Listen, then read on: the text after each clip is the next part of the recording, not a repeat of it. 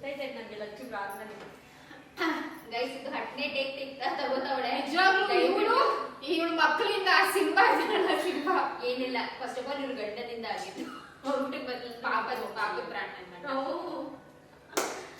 Anyways guys, so ನಾವು ಜಗಳ ಆಡೋಕ್ಕಿಂತ ಮುಂಚೆ ಫಸ್ಟ್ ಬ್ಲಾಗ್ ನ ಮುಗಿಸ್ಬಿಡೋಣ, ಸ್ಟಾರ್ಟ್ ಮಾಡೋಣ. So hi guys, welcome back to my YouTube channel Lacchus ಕರ್ಮಚ Kannada blog. So yes hi, ಎಲ್ಲರೂ ಹೇಗಿದ್ದೀರಾ? ಹಾಯ್ ಎಲ್ಲರಿಗೂ, ಚೆನ್ನಾಗಿದ್ದೀರಾ? ನೀವ್ ಹೇಗಿದ್ದೀರಾ? ನಾವೆಲ್ಲರೂ ಆರಾಮು.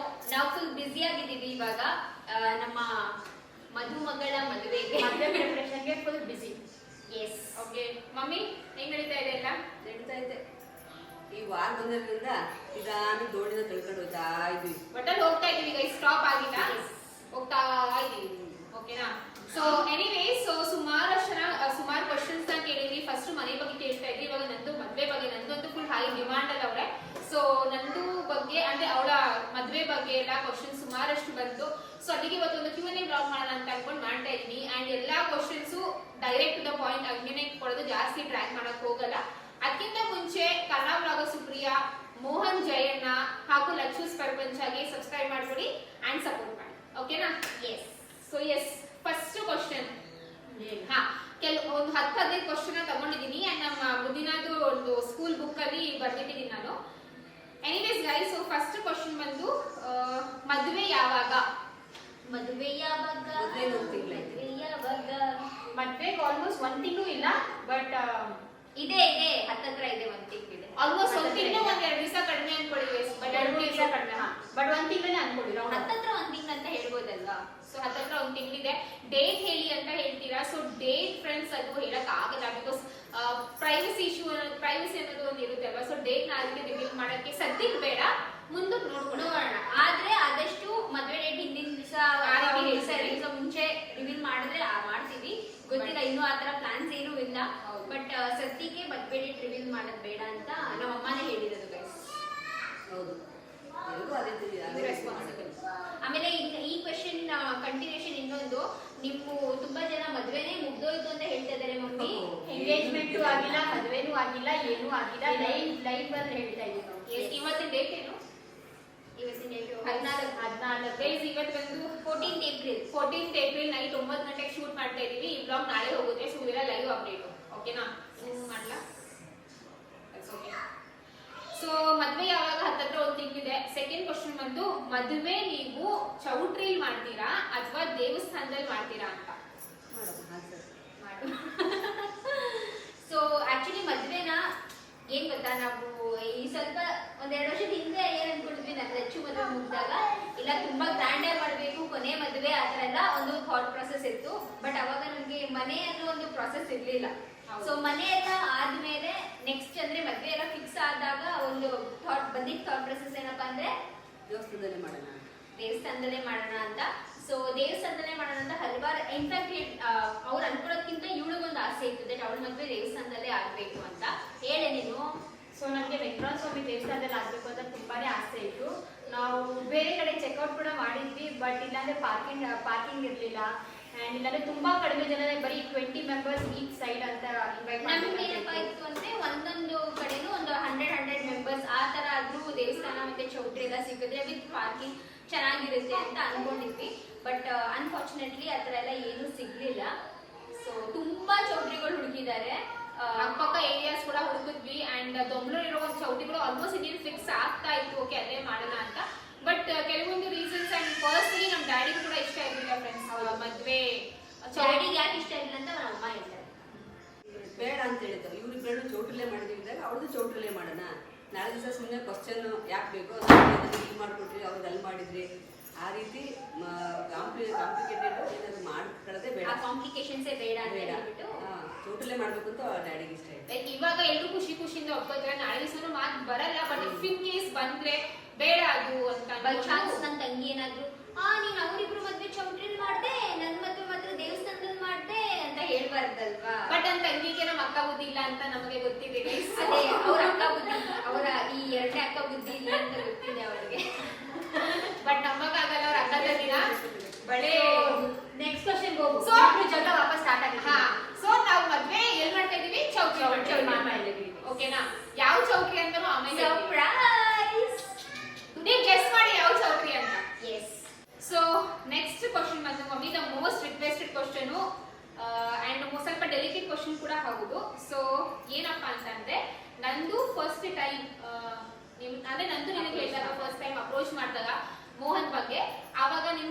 ರಿಯಾಕ್ಷನ್ ಹೇಗಿತ್ತು, ಅವಾಗ ನಿಮಗೆ ಏನ್ ಅನಿಸ್ತು?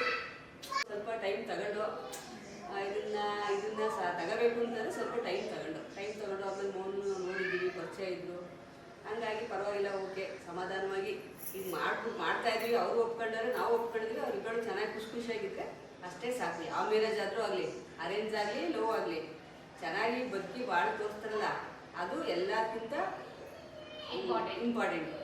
ಬರೀ ಅವ್ರು ಮಾತ್ರ ಅಲ್ಲ, ನಂದು ಮಾತ್ರ ಅಲ್ಲ, ನನ್ಗೆ ಅಕ್ಕಾಗೆ ಆಗಿರ್ಲಿ. ಸೊ ನಾವು ಅಷ್ಟೇನೆ ಏನಂತಾರೆ, ಮ್ಯಾರೇಜ್ ಅಂದ್ರೆ ಲೈಕ್ ನೀವು ತಕ್ಷಣ ಒಪ್ಕೊಳಕ್ಕಾಗಲ್ಲ.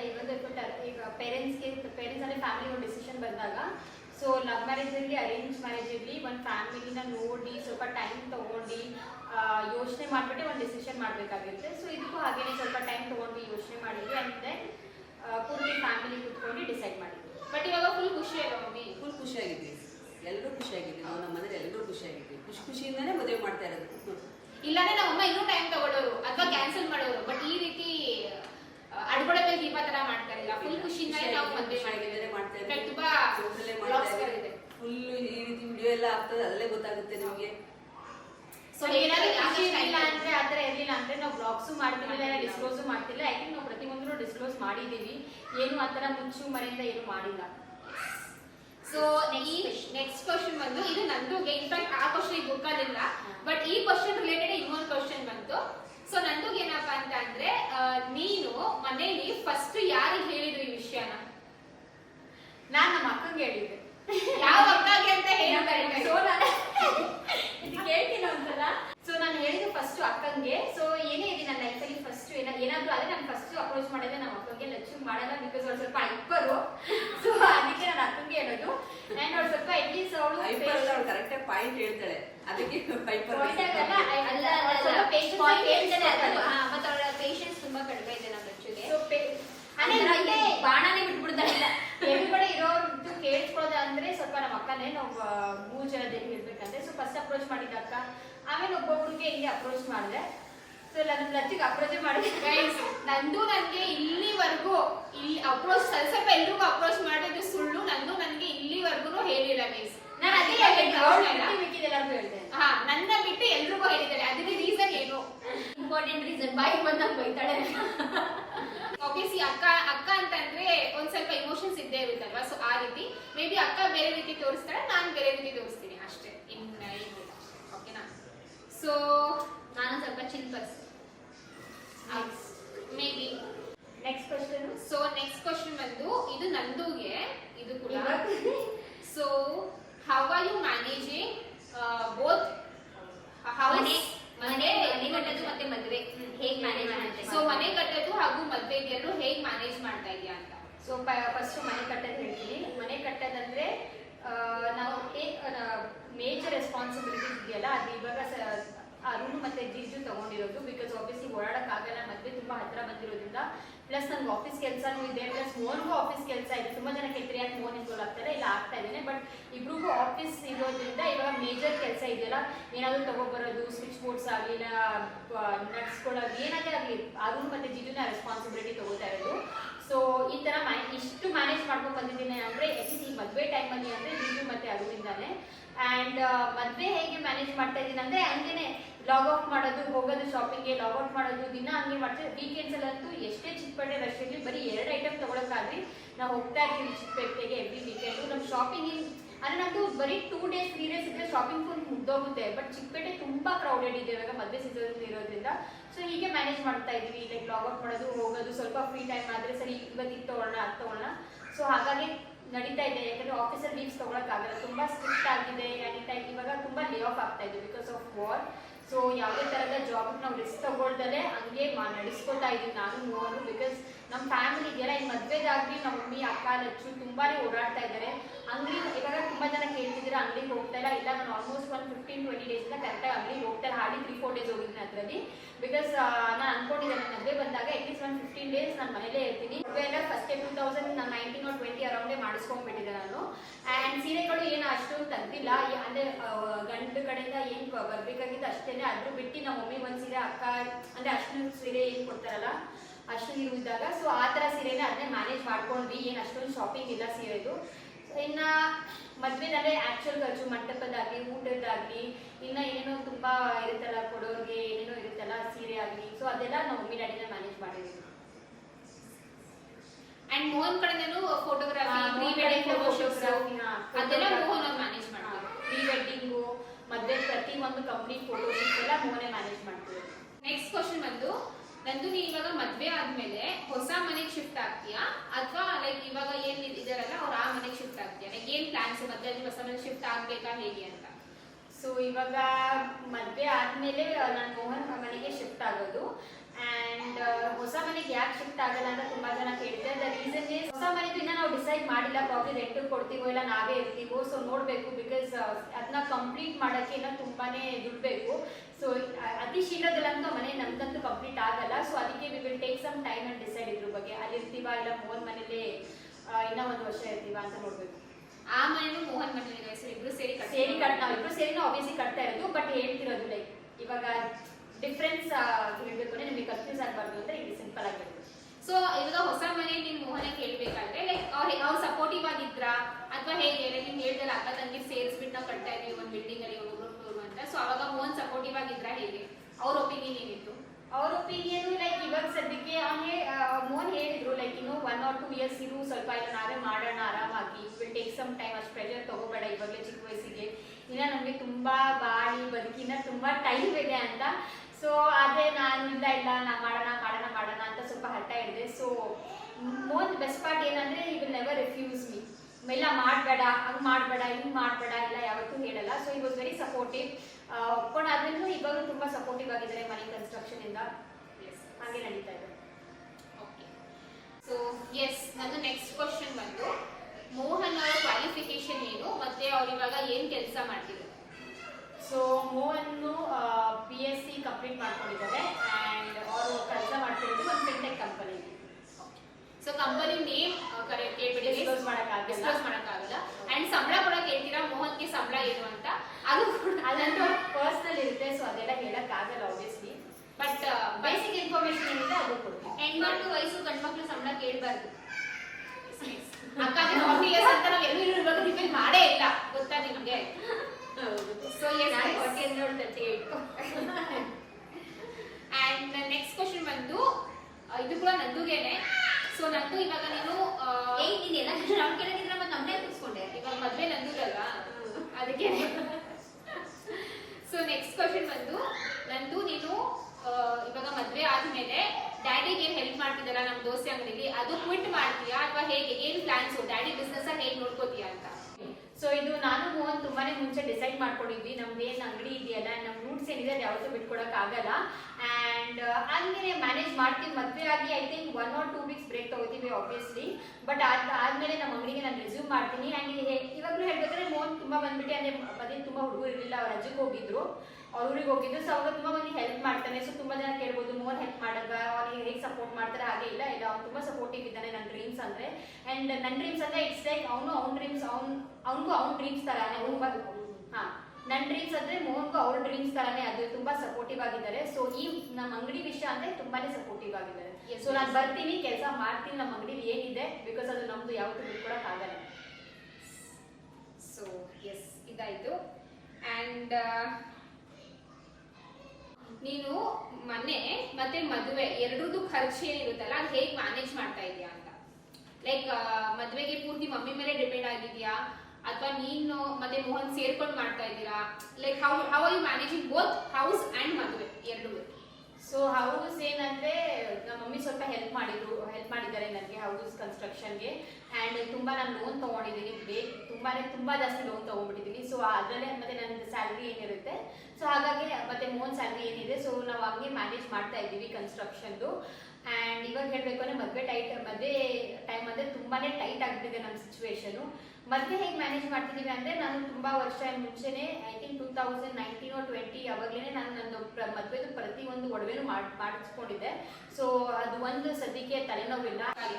ಓಕೆ, ಸೊ ಗೈಸ್ ಇವಾಗ ಈ ಕ್ವಶನ್ ಬಂತು ಅಕ್ಕಗೆ. ಅಕ್ಕ ಮನೆ ಬಗ್ಗೆ ಸುಮಾರಷ್ಟು ಜನ ಸೊ ಮನೆ ಬಗ್ಗೆ ಸುಮಾರಷ್ಟು ಜನ ಕ್ವಶನ್ ಕೇಳ್ತಾ ಇದ್ದೀರಾ. ಏನಂತಂದ್ರೆ ನಿಮ್ಮ ದೇವರ ಮನೆ ಹಾಗೂ ಬಾತ್ರೂಮ್ ಇದೆಯಲ್ಲ, ಎರಡೂ ಸೇಮ್ ವಾಲ್ ಅಲ್ವಾ? ನೀವು ಅಷ್ಟೊಂದು ವಾಸ್ತು ನೋಡೋರು ಇದನ್ನ ನೀವು ಗಮನಿಸಿಲ್ವಾ? ಸೊ ಸೊ ಇದಕ್ಕೆ ಆನ್ಸರ್ ನೀವೇ ಸ್ಪಷ್ಟವಾಗಿ ಕೊಡಿ. ಇಲ್ಲ ಗೈಸ್, ಇದಕ್ಕೆ ಆನ್ಸರ್ ಸ್ಪಷ್ಟವಾಗಿ ಅಂದ್ರೆ ಅದೆರಡು ಒಂದೇ ವಾಲ್ ಅಲ್ಲ, ಅಲ್ಲಿ ಗ್ಯಾಪ್ ಇದೆ.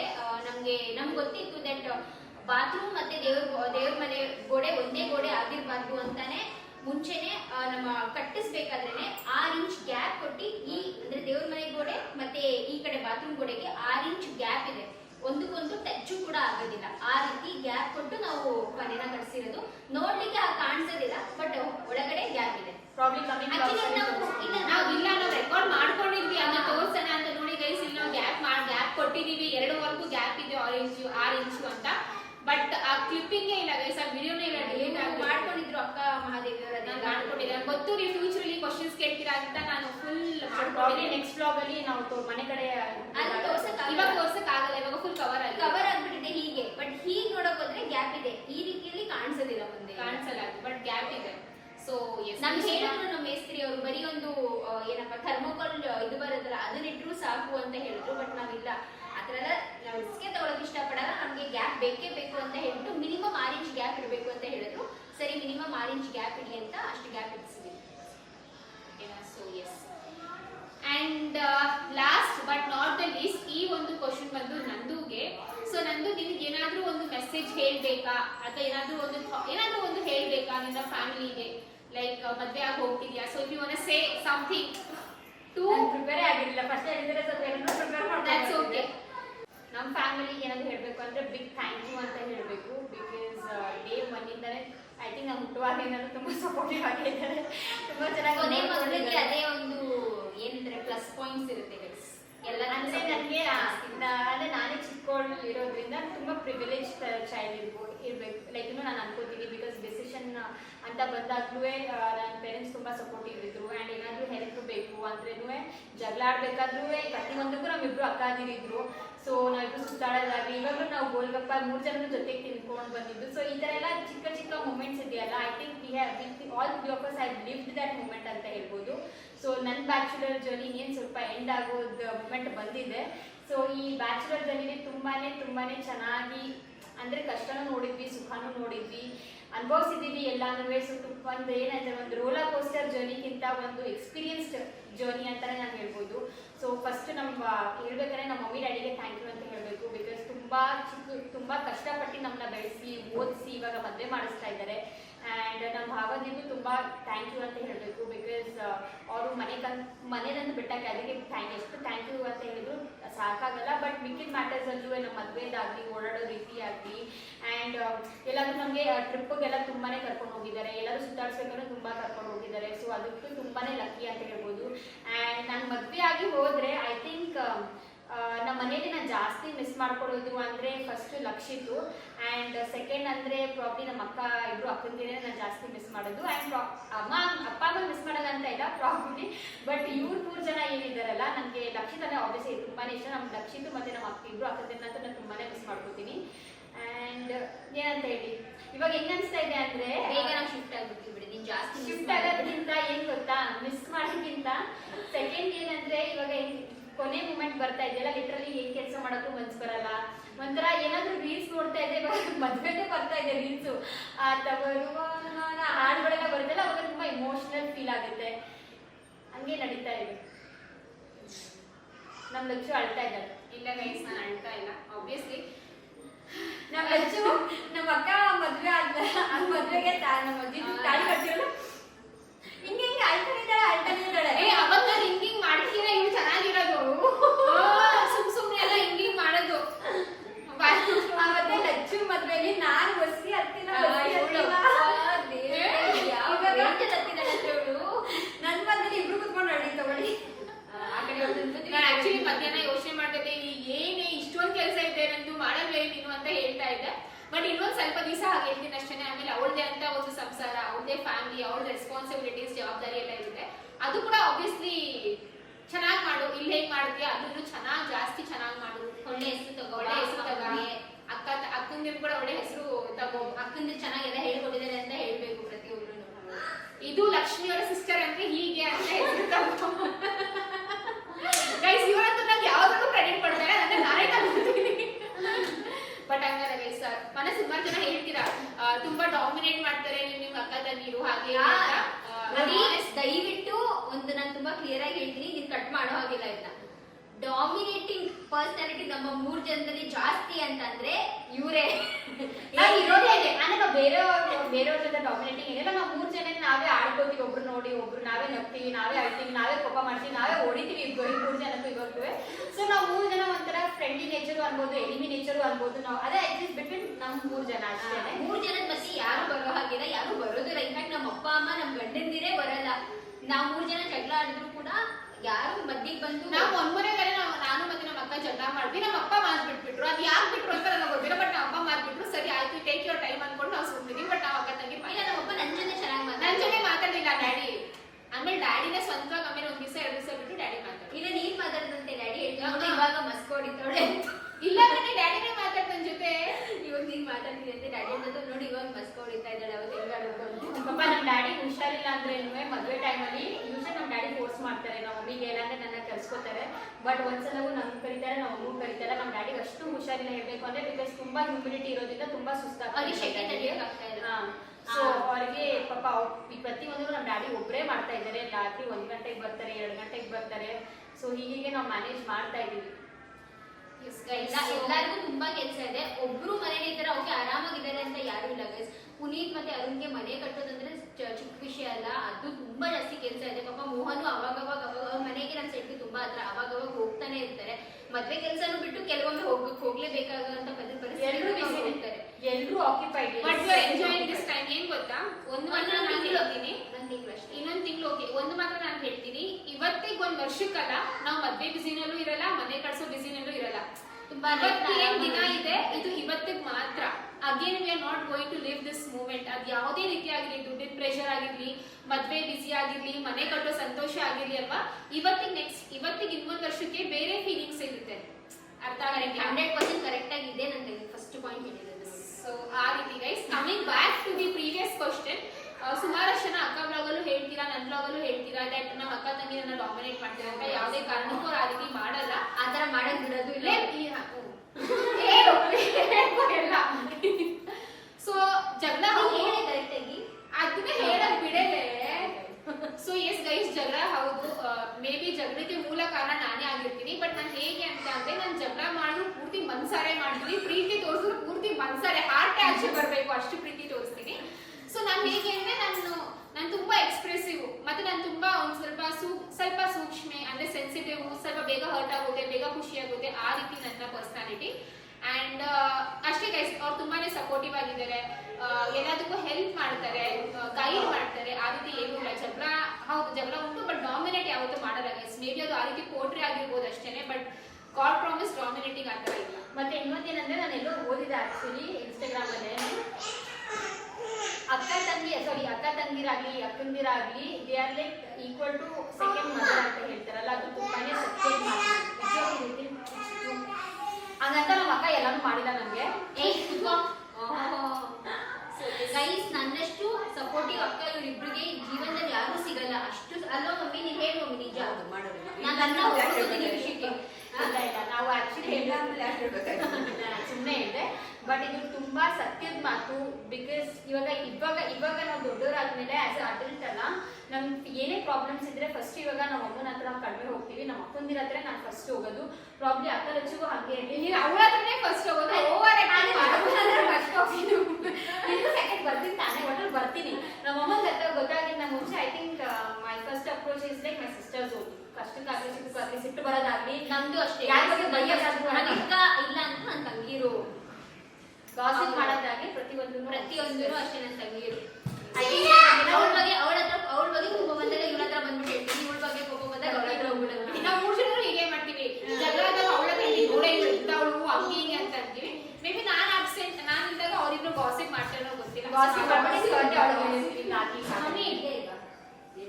ನೀವ್ ಹೇಳಿ mummy, anything you want to say? ಏನಿಲ್ಲಪ್ಪ, ನಿನ್ನ ಫ್ಯಾಮಿಲಿ ಬಗ್ಗೆ, ನಮ್ಮ ಬಗ್ಗೆ, ನನ್ನ ಬಗ್ಗೆ ನೀವಾದ್ರೂ ಹೇಳಿ.